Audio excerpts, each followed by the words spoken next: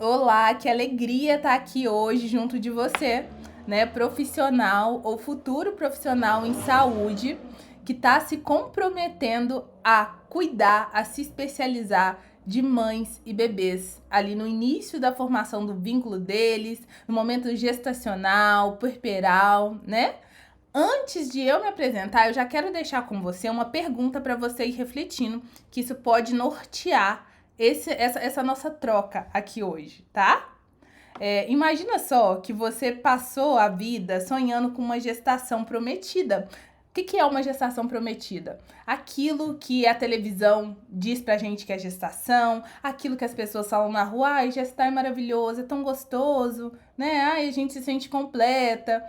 Sabe aquela ideia da gestação de contos de fadas? Então, imagina que você passou a vida acreditando nisso. Só que quando você pega o seu positivo, ao positivo, junto dele aparece situações, aparece uma patologia, aparece algo que pode transformar todo esse imaginário de algodão doce em um sofrimento, né? Então aquilo que era desejado, aquilo que era esperado, hoje é algo que traz medo, hoje é algo que traz preocupação.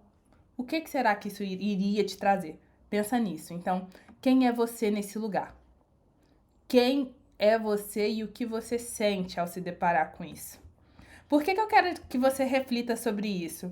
Porque quando você vê o tema dessa palestra, você vai entender que muitas das mulheres que vão chegar até você, elas podem estar vivendo essa queda com a realidade, do sonho para o sofrimento. Meu nome é Ariane Miranda e eu sou psicóloga obstétrica ou psicóloga perinatal, tá? Eu tenho especialização em psicologia perinatal e parental, especialização em saúde mental perinatal e hoje eu atendo mulheres desde o planejamento familiar até o puerpério. Atendo também público de adoção, tá? O vínculo perinatal, saúde mental materna e saúde do bebê. Como intercorrências e patologias influenciam essa relação. O nome é muito grande, gente, mas para deixar isso de uma forma que você entenda e tenha desejo de ouvir para contribuir com esse público. Como uma gestação que passa por intercorrências, que recebe uma patologia, como isso emocionalmente vai impactar nessa mãe, nesse bebê, tá? É sobre isso. O que é vínculo? Para essa troca que a gente vai ter hoje nessa tarde acontecer, eu preciso que esteja bem estabelecido para você o que é vínculo, o que é vinculação. E aí eu te pergunto, você sabe o que é isso? Antes de você ler aqui o que está escrito, tá? Eu quero que você escreva aqui o que você acha que é vincular. O que você acha que é essa vinculação? O vínculo, ele pode ter a ver com amor, mas ele não é sobre amor, tá? Se vincular não é só sobre amar. Então, eu posso ter um vínculo com alguém, um vínculo mesmo que afetivo, um vínculo mesmo que de carinho, que eu não ame essa pessoa. Você consegue pensar em algum exemplo assim? O vínculo, ele não tem a ver com amor incondicional. E trazendo para a parte da perinatalidade, o vínculo não tem a ver com amor materno. Vocês já ouviram sobre isso? Ai, amor de mãe é incondicional. Amor de mãe é amor para sempre, a mãe tem um instinto materno. Cientificamente, eu preciso que vocês saibam que não existem evidências, tá, robustas para que a gente possa afirmar que existe um instinto materno. É claro que quando a gente tem uma vinculação forte, a gente tem aquele senso de cuidado, a gente está se doando para o outro, isso pode parecer algo relacionado a um instinto. Mas para a gente falar de instinto, então todas as mães do mundo que já existiu e vão existir teriam que apresentar essa mesma característica. E não é bem assim. Não, mãe não é tudo igual, tá? Não é todo mundo que gesta que também vai exercer essa maternidade que a gente está esperando e que a gente associa a um instinto materno, entende? Então, primeiro ponto, gente, vínculo não é amor, tá? Vínculo não é instinto materno. E o vínculo, ele não é automático. Então, eu olhei o positivo. Ah, tô grávida. Nossa, eu já amo, já tô vinculada, esse bebê já é tudo pra mim, eu já tô pronta pra fazer renúncias na minha vida, modificar a minha vida por conta desse bebê. Não. É claro que isso pode existir. Isso vai ser diferente para cada mulher. Mas o vínculo, ele não é automático. Por quê? Porque ele é uma construção. E se eu tô falando de construir, eu gosto de dar o exemplo do tijolo por tijolinho. Então eu pego um tijolinho hoje, eu pego um tijolinho amanhã, e depois eu vou ter que concretar, eu vou ter que massar para isso existir. Entende? Então, outro ponto importante é que o vínculo, ele é relacional e emocional, e ele se estabelece entre duas pessoas. Então, o vínculo não é só sobre a mãe, o vínculo é também sobre o bebê. Então, se esse bebezinho, ele veio no momento que essa mãe desejou, e esse bebezinho tá numa gestação saudável, tudo certo, isso para essa mãe vai ter um significado. Então, é algo que veio do bebê e que vai ajudar essa mãe a construir esse vínculo dela. E esse bebê também vai construindo o vínculo dele com essa mãe à medida daquilo que essa mãe vai sentindo, vai se doando, vai permitindo. Entende? Tem a ver com os dois.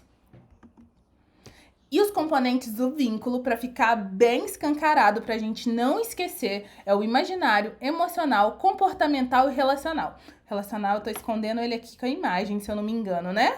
Mas ele tá aqui, ó. E aí, ó, o imaginário é tudo aquilo que eu penso. É tudo aquilo que tem a ver com a minha imaginação, como o próprio nome diz. Então, sabe aquela coisa do... Ai, desde pequenininha eu sonho em ter uma menininha. Eu sonho em ter um menininho, né? E quando eu era pequena, eu brincava de boneca, e eu tinha uma filha e não sei o quê.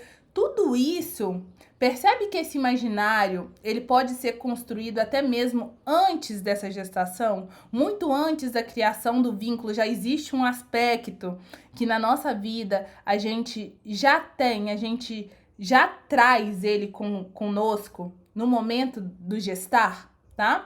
Então, o que eu tô acreditando, né? O que eu tô pensando sobre o que eu tô vivendo? Aí o exemplo que eu trouxe aqui é a mãe que cria mentalmente o seu bebê imaginário. E para psicologia obstétrica, a gente sempre se depara com esse bebê imaginário. Esse bebê imaginário, às vezes, ele é igualzinho a mim, né? Ai, sempre quis ter um bebê, via ultrassom, olha, narizinho igualzinho o meu, a boquinha igualzinha a minha. Na ultrassom ainda, às vezes, não é nem aquelas 3D, né? É um embriãozinho ali pequenininho, a gente já tá falando que tá vendo o rosto. Por quê? Porque a gente tá vendo mesmo, porque a gente tá querendo ver, né? Então, tem a ver com aquilo que eu acredito que não necessariamente é a verdade absoluta, mas pra mim é, tá? E o emocional é como eu me sinto a respeito daquilo que eu estou pensando, a respeito daquilo que eu estou imaginando. Então, esses componentes do vínculo muito tem a ver com a área, a abordagem que eu atuo. Eu atuo pela terapia cognitivo-comportamental, tá? É a TCC. E a gente acredita muito isso, que os pensamentos, eles vão provocar uma emoção, e essa emoção vai provocar um comportamento. Ou seja, não é só o que eu vivi. É aquilo que eu pensei sobre o que eu vivi, é aquilo que eu senti sobre o que eu vivi, e aí como eu senti, eu fui lá e agi. Entende? Então, o emocional é como eu estou me sentindo sobre tudo que eu estou vivendo. Então, se hoje eu tô vivendo um momento ali que eu tô mais apaixonada, que eu tô encantada, e aí não precisa relacionar só ao vínculo materno. Vamos pensar aqui o vínculo de uma maneira ampla. Eu tô apaixonada, tô encantada, conheci uma pessoa legal, e aí, como eu tô mais apaixonada, né? Eu penso ali que esse é o amor da minha vida, começo a me comportar como se ele fosse o amor da minha vida, ele começa a perceber isso também, tá na mesma sintonia, quando vê a gente tá namorando. Era só pra gente ter se visto uma noite, agora a gente tá namorando, tá pensando em casar, né? Percebe que eu imaginei, eu senti, eu me comportei, e aí essa pessoa também se comportou de acordo com o que ela sentiu, do que ela pensou, e aí em conjunto a gente construiu uma relação. Então o vínculo é por aí, tá? Você já sabia disso? O que você acha que é vínculo? vai deixando aqui, que assim outros colegas também vão podendo participar desse diálogo, dessa troca que a gente está tendo por aqui hoje. Na parentalidade, aí agora a gente vai falar exatamente sobre o que a gente veio para falar, tá?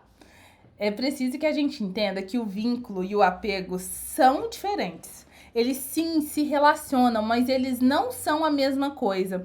Então, o apego, todo mundo que teve aí uma grade na formação sobre o desenvolvimento infantil, sobre a parte do desenvolvimento humano, já ouviu falar sobre apego. Já ouviu ou não ouviu, gente? Deixa eu saber. Por que é importante eu saber disso? Pra gente entender se não tá existindo uma confusão, tá? Como esse é o tema central do que a gente vai conversar hoje, não posso deixar você sair daqui achando que apego e vínculo são a mesma coisa. O vínculo, como eu falei, é um produto de uma construção entre cuidador primário, e aqui a gente tá falando de mãe, então, entre a mãe e o bebê. Então, como esses dois sujeitos juntos, o que eles estão construindo e como eles estão se comportando a partir disso, o que o bebê faz, que faz a mãe sentir, o que a mãe faz e faz o bebê sentir. Então, a gente tá falando desse produto. Já o apego, a gente tá falando sobre a forma, sobre o apego, é aquilo que o bebê forma com a sua figura de cuidado. Ou seja, quando a gente fala sobre apego, a gente está falando sobre aquelas... Vamos voltar lá atrás, né? A gente está falando sobre o vínculo seguro, inseguro. Você já ouviu falar sobre isso? Então, o apego, ele é sobre como esse bebê está enxergando aquilo que ele recebe. Sobre como isso vai impactar no desenvolvimento dele ou não. Então, o apego é sobre o bebê, é sobre o desenvolvimento dele. Apesar de sim ter a ver com a forma com que ele é tratado, o apego não tem a ver com uma construção dos dois. O apego a gente está falando sobre o bebê. No vínculo a gente está falando sobre a vivência desses dois em conjunto, tá? Fez sentido? Ficou alguma dúvida? Vai colocando aqui. Quem vê e souber responder já vai respondendo. Assim a gente cria esse espaço de todo mundo ir falando, se ouvindo. E o que tudo isso tem a ver com a saúde da mulher e a saúde do bebê, então, né? Se a gente tá falando sobre emocional, se a gente tá falando sobre o psicológico, será que, de fato, isso pode influenciar na saúde física? Isso tem a ver com patologias? Ou será que isso é conversa, né? Quando o vínculo é possível, ou seja, não é sempre que o vínculo vai ser possível, um vínculo saudável. Então, não é sempre que essa relação de mãe e bebê vai ser emocionalmente saudável e positiva. Em muitos casos, esse vínculo não vai conseguir se formar, ou não vai se formar da maneira ali ideal, entende? Mas quando esse vínculo ele consegue ser formado, ele é um fator de proteção psíquica da mãe, tá?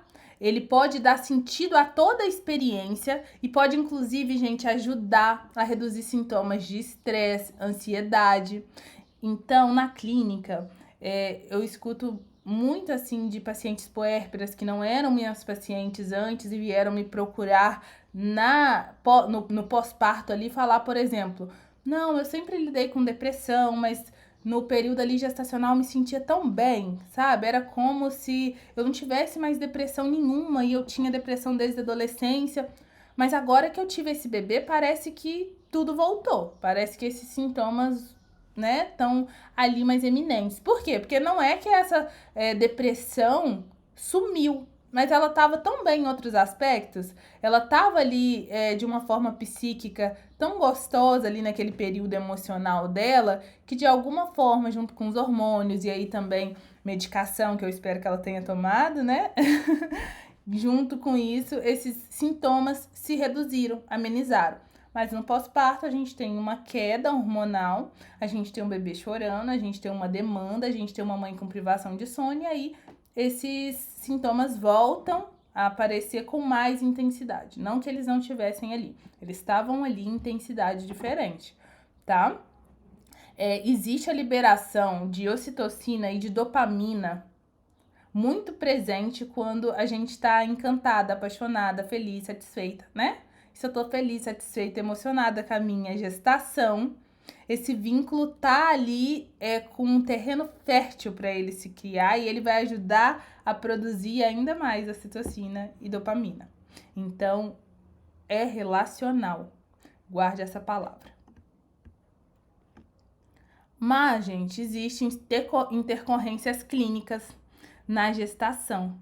E aqui a gente vai entrar numa lista gigantesca de intercorrências que podem vir a cometer tanto a mãe quanto o bebê.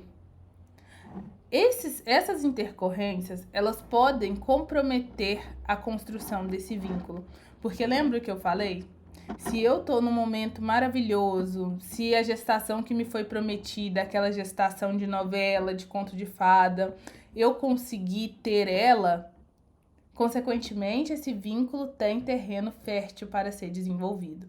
Mas se eu descubro a gestação e junto com ela vem uma pré-eclâmpsia, aí o que eu sei sobre pré-eclâmpsia? O que eu sei sobre eclâmpsia? Isso pode levar à morte materna, à morte do bebê. E aí eu começo será que eu vou morrer? Nossa, e se eu morrer e deixar o bebê? Então começa, né, a ter pensamentos e esses pensamentos vão levar a um emocional comprometido.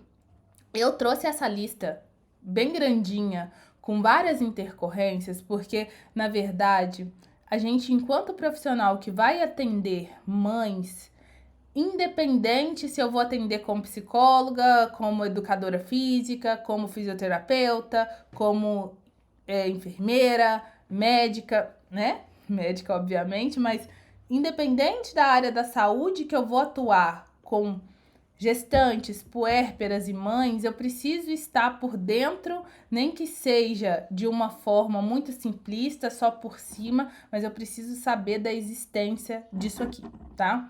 Então, eu não vou explicar todas, mas eu vou falar para que a gente esteja por dentro e a gente saiba que isso existe, que isso vai impactar no vínculo, e esse vínculo lá na frente eu vou te explicar como ele vai impactar também na saúde da mãe e do bebê. Então tem a pré-eclâmpsia, a eclâmpsia, tem a diabetes gestacional, e aqui eu quero deixar uma vivência minha para você ir entendendo mais ou menos como funciona a cabeça da mãe gestante e que descobre algo e que esse algo pode impactar nela e no bebê. Na minha segunda gestação, eu tive diabetes gestacional e eu já era psicóloga obstétrica, tá? Então, assim, eu já sabia que isso podia me impactar, eu já conhecia sobre diabetes gestacional e a teoria estava tudo certo. Só que na prática, na hora que eu fiz o exame da curva glicêmica e que eu vi ali diabetes gestacional, o que veio na minha cabeça não era a teoria. O que veio na minha cabeça era o que eu sabia sobre diabetes. Então, a nossa mente vai buscar o que ela conhece sobre aquilo. Geralmente, o que a gente fica sabendo é coisa ruim, né? Coisa boa, a gente até sabe, mas rapidinho passa e a gente esquece. A gente grava o que é ruim. Então, na minha família paterna, tem um histórico de diabetes. Eu perdi a minha avó paterna com complicações do diabetes. Então, na hora que eu escutei diabetes, pronto, já me lembrei disso. De perda de uma pessoa importante para essa doença. E quando eu penso em perda, o que vem na minha cabeça? Vou morrer. Ou eu ou meu bebê não vamos sair daqui bem, tá? É claro, isso veio, logo eu rebati isso, mas isso estava muito forte em mim. E a diabetes gestacional, a gente precisa ficar fazendo o controle da glicemia. Então, a gente faz aquela medição ali, glicemia capilar, né? A gente fura o dedinho todos os dias, várias vezes no dia, para fazer o acompanhamento. Toda vez que eu ia furar ali, eu lembrava disso. Poxa, eu posso morrer. Poxa, meu bebê pode vir gig. Nossa, meu bebê pode ter uma hipoglicemia no nascimento. E sempre vinha esses pensamentos, mesmo eu fazendo terapia, mesmo eu sendo uma psicóloga obstétrica. Isso não faz eu ser robô. Eu ainda sou humana, entende? Então imagina a minha paciente leiga.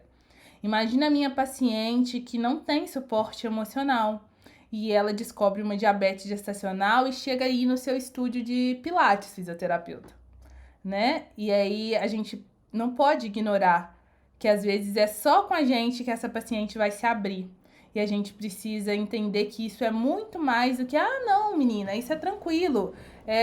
Depois o bebê nasce e tudo se resolve. Não, às vezes ela quer ouvir nossa, poxa, isso é difícil mesmo, né? Eu tenho uma psicóloga de confiança para indicar, algo assim. Então, assim, enquanto profissionais da saúde, a gente precisa saber que cada diagnóstico desse que está na tela, além dos seus desafios biológicos, dos seus desafios físicos, vai existir batalha emocional e psicológica na cabeça dessa mãe, dessa mulher. Ela vai estar todos os dias lembrando disso. Ela vai estar todos os dias tendo isso ali como uma coisa ali cutucando ela, sabe? Então, o tempo todo, esse diagnóstico vai estar presente na vida dela. E eu falei sobre diabetes gestacional na minha experiência, mas tem coisas aqui muito mais graves, né? Então, quanto mais grave isso, talvez seja mais grave esses sintomas emocionais que ela vai ter. O que ela interpreta disso, o impacto disso, também vai trazer consequências. E as consequências nessa vinculação que a gente está falando hoje. Então, por exemplo, tá, gente? No caso da diabetes gestacional, o risco de perda do bebê não é tão grande quanto num caso, por exemplo, de placenta prévia, num caso ali de descolamento, no caso de prematuridade. Então, nesses casos, o risco de perda do bebê vai ser ainda maior. E muitas vezes o que essa mulher coloca na cabeça dela é o seguinte: pra que eu vou ficar investindo nessa relação, nesse vínculo, na comprinha de coisa, no preparo do quartinho do bebê e tudo mais, se esse bebê pode nem existir? E aí, o que acontece? Se eu não estou investindo nessa relação, se eu não estou contribuindo ativamente na construção desse vínculo, esse vínculo pode não existir. E aí, se esse vínculo não existe, mas a minha barriga está crescendo, a minha gestação está evoluindo, e aí eu não quero nem ir no pré-natal, porque pra que eu vou nesse pré-natal também, sabe? Então, assim, esse vínculo, ele estando bem construído, ele vai ser fator de proteção psíquica. Mas esse vínculo sendo interferido por uma série de diagnósticos e intercorrências que pode existir, ele pode agravar o quadro. É isso que eu quero que você fixe. Anote isso.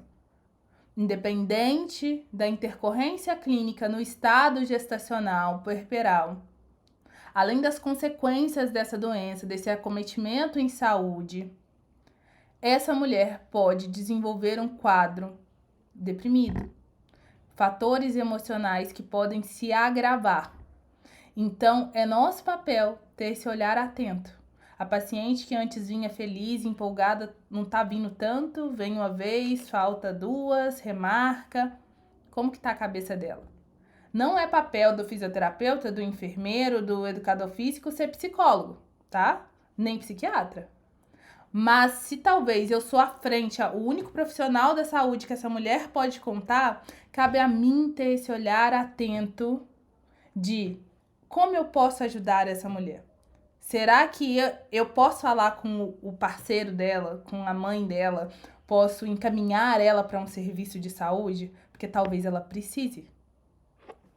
E aí, continuando a nossa listinha aqui, que eu vou ler rapidamente, tire um print disso. Aquilo que você não souber, você joga no Google, você joga em revistas científicas, você procure saber, nem que seja brevemente, para que você, quando surgir um caso assim, você minimamente sabe o que dizer para aquela mulher. Minimamente sabe acolher essa gestante, tá? Então, a lúpus, né, e a síndrome antifosfolipídia pré-existente. Então, se a gente tem esse quadro, que já existe ali essa síndrome, essa gestação já vai ser uma gestação com risco maior que o habitual. Então, às vezes você já acompanha ali um professor ali de educação física, Ai, fugiu o nome, desculpa. Um personal que já tem uma paciente, que já fala com ele, que tem lúpus ali. Ela vai engravida, né? Ele já pode estar atento a falar com ela, e como você tá sentindo, né? Emocionalmente, você tá preocupada? Busca ajuda, busca saber disso. Isso já é a gente ajudando esse bebê também. Porque uma mãe que ela não tá bem emocionalmente, psicologicamente, como vai estar a construção dela desse cuidado?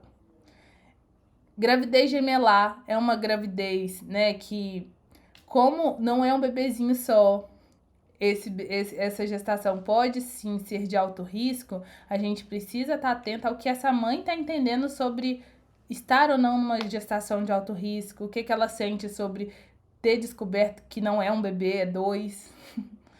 Hemorragias, placenta prévia, descolamento, prematuridade, microcefalia, cardiopatias congênitas. Então, gente, até aqui no descolamento eu tô falando sobre as intercorrências com a mãe.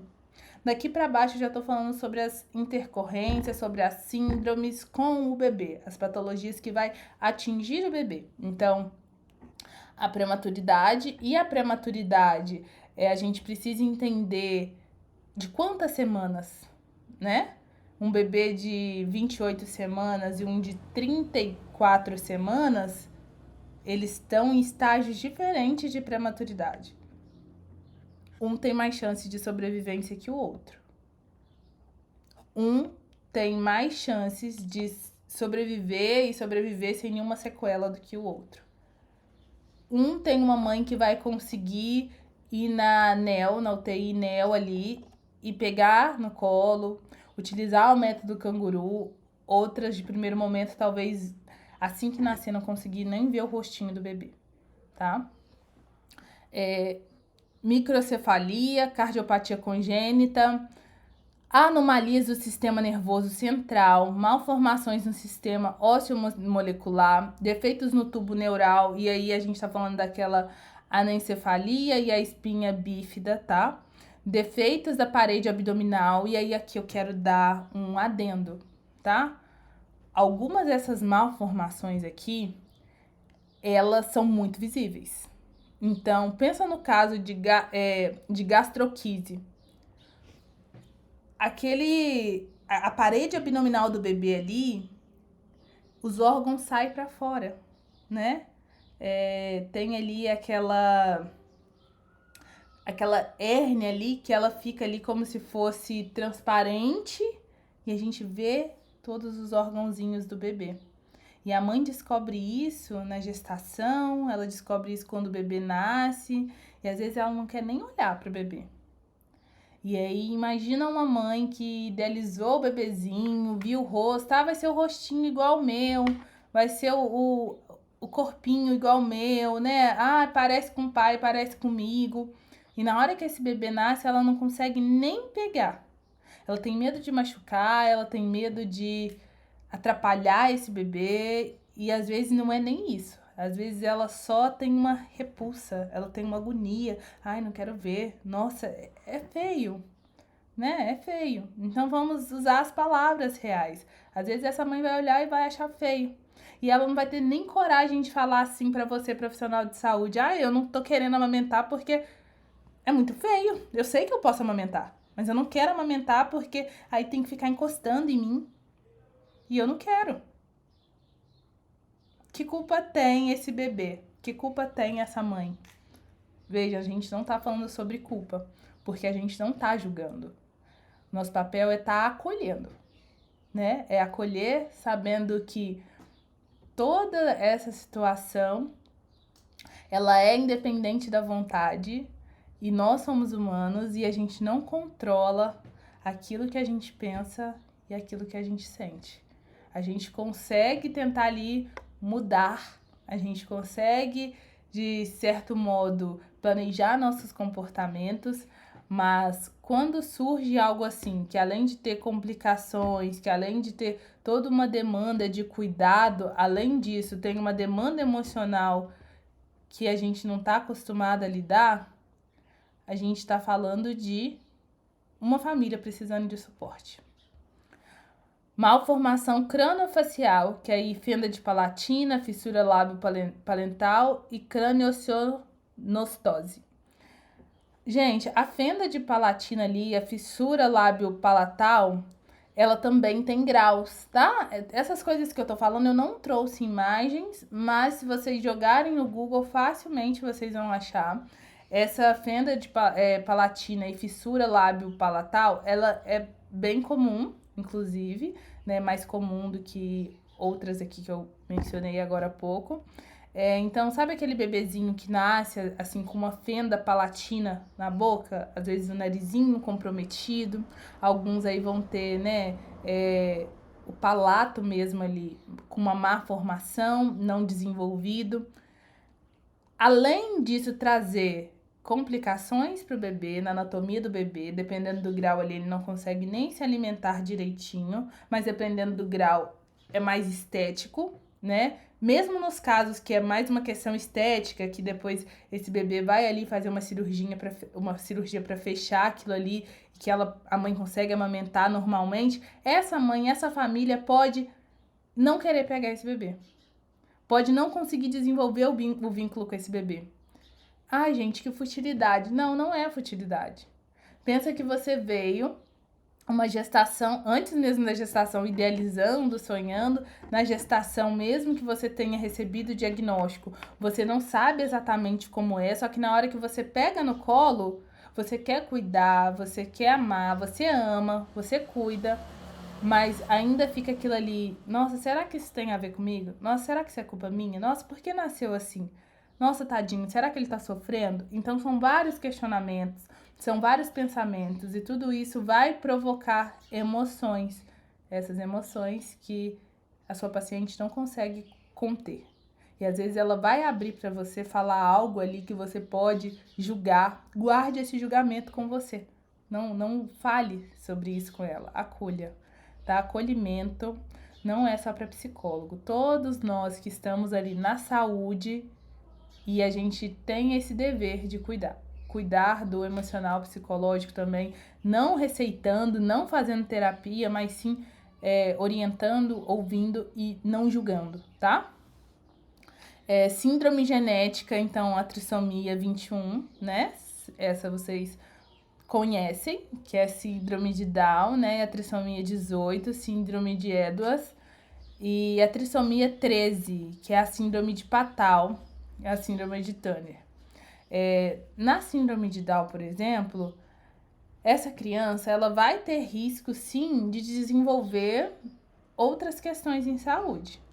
Mas é muito compatível com a vida. É muito compatível com o funcionamento normal, né? Normal, gente, entre aspas. A gente sempre, quando vai usar o normal, anormal, a gente tem que fazer aspas, porque o que é normal? O que é anormal, né?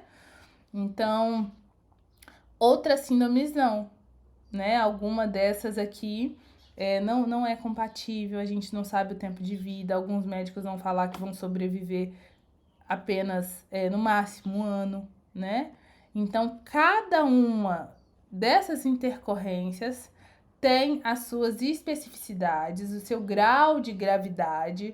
E aqui a ideia central que eu trouxe isso para cá é que a gente saiba minimamente um pouquinho sobre cada uma, saiba da existência de cada uma e saiba que independente de qual seja, desde a mais simples até a mais grave, todas elas vão sim poder comprometer no vínculo, porque todas elas vão desencadear reações emocionais, reações psicológicas. Eu trouxe alguns dados aqui, e aí eu vou ler esses dados para vocês e a gente vai falar sobre eles. Tudo que você achar interessante, você pode printar.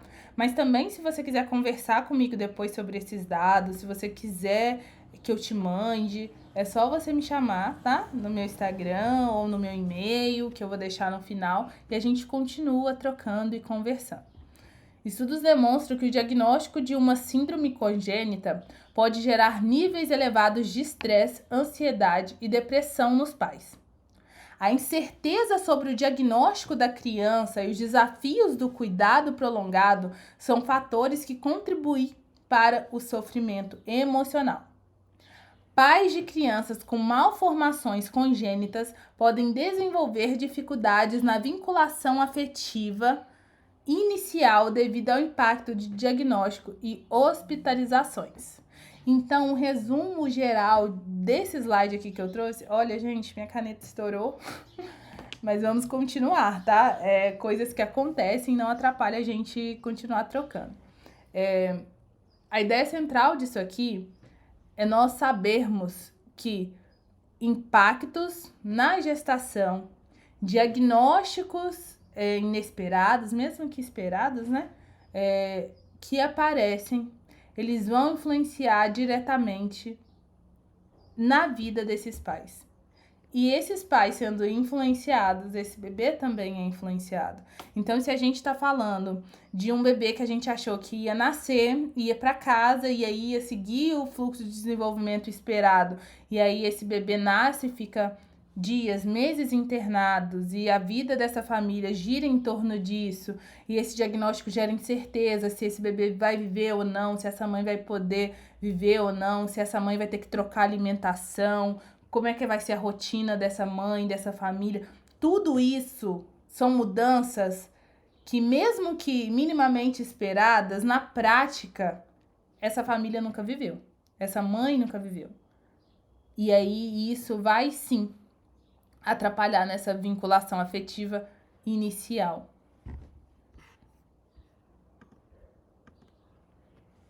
Os impactos emocionais após um diagnóstico de uma malformação ou síndrome são reais. Então, que impactos são esses, né? Eu trouxe que existe, mas o que existe? O que pode surgir? Aqui eu trouxe aqueles que são os principais.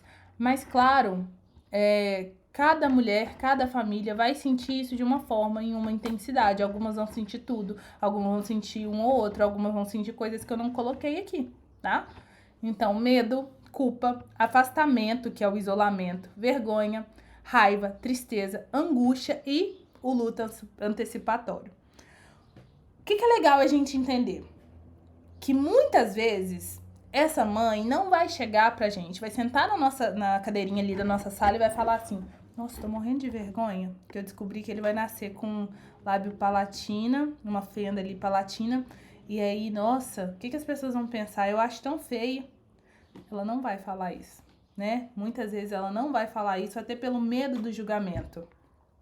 Mas às vezes essa vergonha vai surgir na brecha, entende? Ela vai falar mais ou menos assim: ai, que bom, fico muito feliz que isso não vai atrapalhar ele a amamentar, que é uma cirurgia que não é tão invasiva, que ele vai precisar fazer. Mas assim, nos primeiros dias eu quero ficar mais com ele dentro de casa. Aí o médico fala: não, mas pode sair, não sei o que, é vida normal até certo ponto. Ah, não, mas ai, melhor não. Eu quero ficar mais com ele quietinho mesmo, não quero que tira foto, sabe? Assim, em brechas. Eu tô dando esse exemplo da vergonha porque o medo, geralmente, ele é aceito. Então, nossa, eu tô com medo desse diagnóstico. A culpa, muitas vezes, ela vem e a gente esconde. Assim como essa questão da vergonha. O afastamento e o isolamento tem muito a ver com os outros sintomas também. Tem a ver com essas outras reações, entende? Já o luto antecipatório, eu quero dar uma ênfase pra gente ficar bem de olho, porque o luto antecipatório pode ser um vilão desse vínculo, no sentido de tem risco de morte fetal. Pra que eu vou cuidar? Pra que eu vou no médico? Tá, estão falando que eu preciso fazer morfológico. Tá, mas já não falaram que ele, né, que ele pode morrer? Pra que eu vou fazer morfológico? Ah, depois eu marco isso, né? Aí fazia exercício físico, né? Então ali falando para profissionais agora da educação física, vai ver aquela cliente, ela ia direitinho, fazia os exercícios dela direitinho, levava a sério, ela recebe esse diagnóstico e aí ela para de vez de fazer esses exercícios. Ah, vou cuidar pra quê? Não faz sentido, essa gestação já tá perdida, esse bebê já tá perdido.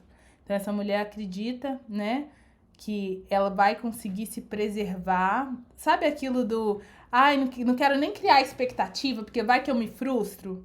Esse luto antecipatório, ele vem muito relacionado a isso, no sentido de vou esperar meu bebê, vou cuidar desse bebê pra quê?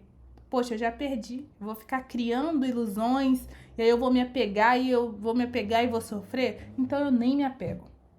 Não quero nem proximidade, que assim eu não sofro, né? Uma ilusão, porque é uma forma talvez não muito funcional da gente lidar, mas quando a gente tá sentindo, quando a gente tá passando por algo assim, não é consciente, muitas vezes. Muitas vezes vem como um senso de proteção mesmo. Não que isso vá garantir que essa mulher, essa família não sofra, mas naquele momento eles acreditaram que sim. E aí isso pode impactar ainda mais na condição do bebê e na condição dessa mãe. Então veja bem, olha como esse vínculo pode sim influenciar em todo o aspecto de saúde dessa mãe e desse bebê. A partir do que ela acredita, ela pode inclusive começar a negligenciar a própria saúde e a saúde gestacional. Porque se já tá tudo perdido, já tá tudo perdido mesmo, né? Então, talvez o nosso papel seja estar sim de olho nesse vínculo, estar sim de olho nesse emocional. Você concorda comigo? Vai me falando o que você pensa, se você já viveu algo assim nos seus atendimentos, porque isso é sim muito comum. Existem alguns transtornos mentais que eles são mais conhecidos, né? E no período gestacional e puerperal, algum deles são figurinhas carimbadas no sentido de ninguém vai desenvolver uma depressão perinatal só porque engravidou sem ter nenhum fator de risco. Claro, pode existir aquela depressão ali química, né? Mas geralmente existem outros fatores associados. Então não é uma coisa que gerou a depressão, né? Às vezes pode uma coisa ter gerado um estado mais deprimido. Para aí, depressão e transtornos ansiosos, geralmente nós, enquanto profissionais da saúde, já estamos mais acostumados. Mas existem outros transtornos que a gente também precisa estar de olho. Então lembra aquilo que eu falei sobre ser um olhar atento, ser uma escuta ativa, não para ser um psicólogo, mas para ser um fator de proteção na saúde da mãe e do bebê? Então eu preciso que você saiba sobre transtorno obsessivo compulsivo, né? O toque puerperal.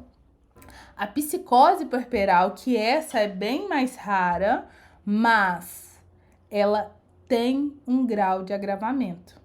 Então, dentro da psicose puerperal, por exemplo, né, a gente vai ver delírios, a gente vai ter alucinações, desorganização de pensamento e de comportamento. Então, eu não sei se vocês chegaram a ver, vou dar vários exemplos, não vou falar um específico não, mas alguns casos que aparecem, por exemplo, assim, mãe matou o bebê asfixiado, mãe saiu e deixou o bebê preso dentro de casa e o bebê veio a óbito. Mãe que matou o bebê, saiu com o bebê no carrinho. Você já ouviu esses casos assim que deixa a gente até com o estômago embrulhado e aí a gente vai ler a matéria, tem algum especialista ali falando sobre a possibilidade da psicose puerperal? A psicose puerperal, como ela tem delírio, alucinação, uma desorganização muito grande de pensamento, ela pode sim vir a causar coisas bem graves, tá? Então, a gente, apesar dela ser mais rara, ela é mais grave, a gente precisa estar atento. Para além disso, existem os transtornos que podem ser pré-existentes a essa gestação e que eles se acentuam no período gestacional. Então, transtorno bipolar, transtornos alimentares, né? E aí tem transtorno bipolar perinatal, transtorno alimentar na perinatalidade, transtorno do estresse pós-traumático, transtornos de personalidade. Por que eu acho interessante eu trazer isso para cá? Porque às vezes aquela gestante que, nossa, não entendo a fulana, um dia ela tá toda alegre, um dia ela tá, né, falando que não quer mais a gestação. Às vezes isso pode significar que você precisa fazer um encaminhamento dela para o psiquiatra, para a psicologia. Por quê? Porque você tá falando que ela é louca? Não, porque você está preservando Você está sendo proteção, prevenção na saúde dela, na saúde desse bebê.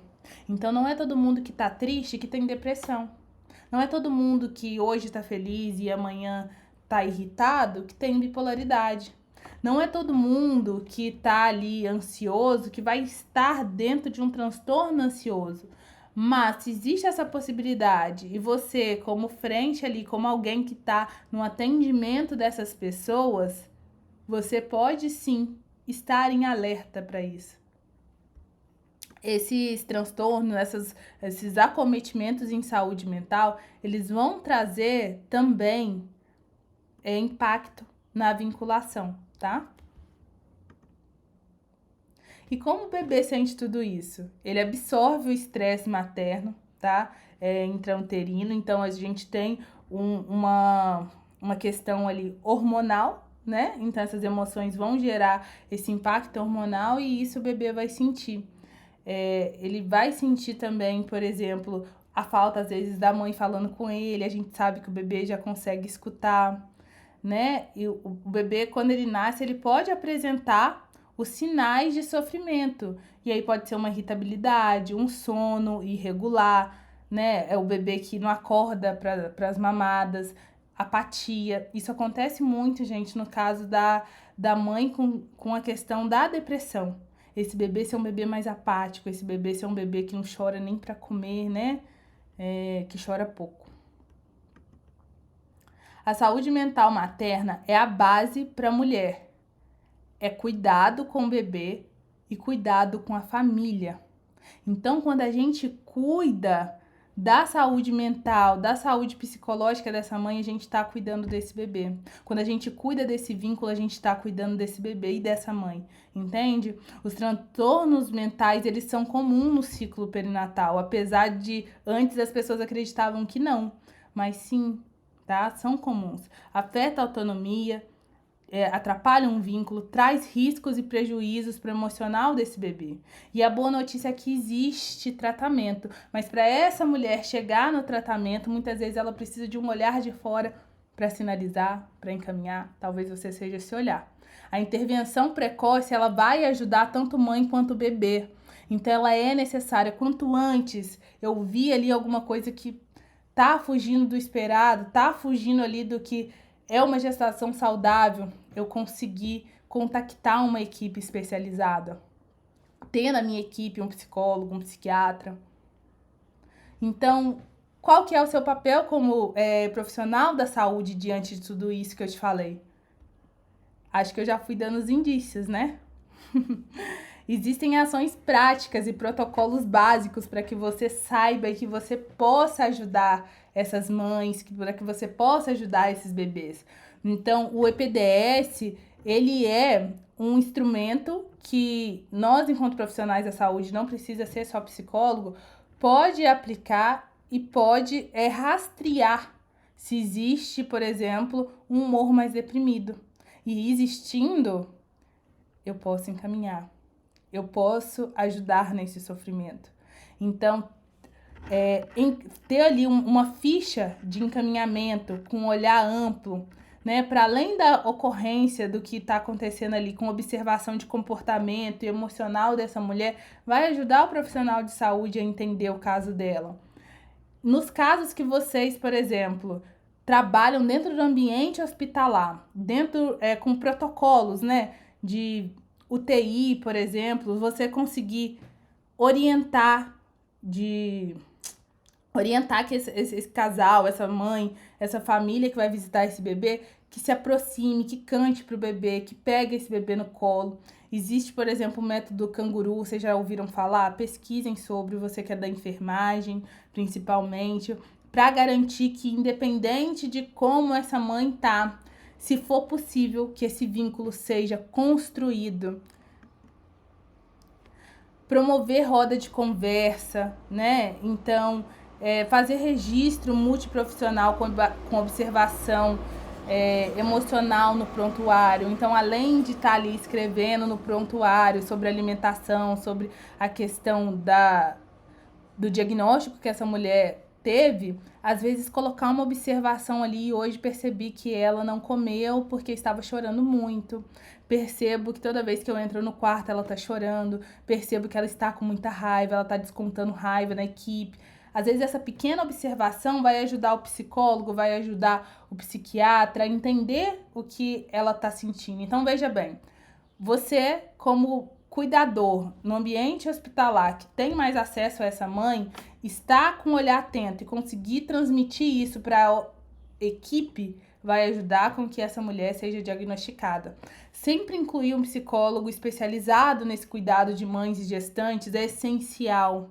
Por quê? Porque assim a gente garante que essa mulher seja cuidada desde o início. Que esse vínculo possa ser desenvolvido ou que minimamente essa mulher não sofra tanto, sofra menos, né? O psicólogo não cura, o psicólogo ele não tira o sofrimento com a mão, mas ele olha para isso com um cuidado especializado e consegue pensar medidas e protocolos para ajudar a melhorar, a deixar essa situação mais funcional. Para quem trabalha ainda dentro de UTI, dentro de hospital, gente, existe protocolos de luto perinatal. O nosso tempo tá curto, já acabou, né? Mas assim, busquem saber mais sobre esses protocolos, acrescente isso, fale com a equipe sobre isso, porque conseguir tratar essa mãe após um luto de uma forma humanizada vai ajudar em toda a organização dessa mulher, entende? A equipe multiprofissional no cuidado materno e neonatal diante da manutenção e construção de uma relação saudável em diagnósticos difíceis. Então, o papel da equipe multiprofissional é de fato uma escuta atenta, é uma atuação individualizada e que reconhece cada mãe. Então, talvez você, equipe, você profissional da saúde, já viu várias mães perdendo o bebê, mas para aquela mãe é aquele bebê, é o único bebê e que ela perdeu. Então a gente precisa estar com muito cuidado. Eu sei, às vezes a gente está num dia ruim, às vezes a gente brigou com alguém, não importa. A gente tem que deixar isso lá fora, porque ali dentro do nosso cuidado, quem é o protagonista é essa mulher, essa dor dela. Isso precisa ser olhado de uma forma individual. Então, o encaminhamento, quando ele vai ser um encaminhamento para o psiquiatra ou psicólogo, quanto mais completo vir esse encaminhamento, melhor para essa mulher, melhor para esse profissional, melhor para esse bebê. Promover o cuidado emocional e psicológico de uma mãe, das situações que parecem mais simples até as mais complexas, é cuidar da família inteira e do mundo todo de alguém. Então é isso que eu falei. Às vezes você vai cuidar dessa mãe e vai parecer uma coisa pequena, é só essa mãe, né? Poxa, mas ela tá triste por causa de uma síndrome que tudo bem, né? Vai conseguir lidar bem. Nossa, ela tá assim só por causa de um diabetes gestacional. Nossa, ela tá assim por causa de uma pré-eclâmpsia, mas deu tudo certo. Tá, mas espera aí. Dentro do mundo dessa mulher, dentro do mundo dessa família, isso é o que aconteceu de mais grave, isso é dolorido, isso machuca. E ela precisa de atenção nesse quadro. Ela precisa de cuidado individualizado. E isso dentro da gravidade do ambiente hospitalar pode ser que seja nada. Mas para a vida dessa mulher é tudo. Enquanto profissional, a gente precisa estar atento nisso. Então, eu agradeço você por ter estado comigo hoje. Eu quero deixar aqui o QR Code com o meu Instagram, então se você quiser continuar a nossa conversa, você escaneia aqui, vem falar comigo, tá? Se não der certo, é só pesquisa ali, Ariane Miranda Psi, que você vai me encontrar. O meu e-mail é arianemirandapsicóloga@gmail.com. Esse é meu WhatsApp, meu site. Tira print dessa tela, assim a gente consegue se aproximar mais e eu tô disponível para trocas, para conversas, para dúvidas, para mandar material, para mandar esse slide, tá? Sem problemas. Eu acho que é muito importante, enquanto profissional, a gente se unir. Enquanto profissional que consegue se unir, consegue compartilhar conhecimento, a gente consegue ajudar melhor quem precisa de cuidado. Concorda comigo?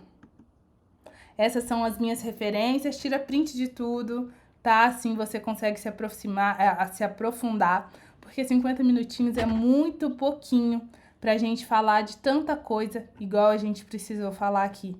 Eu espero que você saia daqui hoje com uma certeza, com uma certeza não, mas com um questionamento na sua cabeça. Qual o papel que eu tenho feito diante da importância do vínculo de mãe e bebê? Eu tenho negligenciado minhas pacientes, eu tenho tentado diminuir a dor, mesmo que seja no intuito de acolher? Como eu tenho me comportado, como eu tenho agido diante do sofrimento psíquico do outro? Porque isso, às vezes para mim é só um atendimento, mas às vezes essa mulher vai carregar isso a vida toda. Então, no mais é isso, um abraço, um beijo, obrigada, viu, gente? Até mais.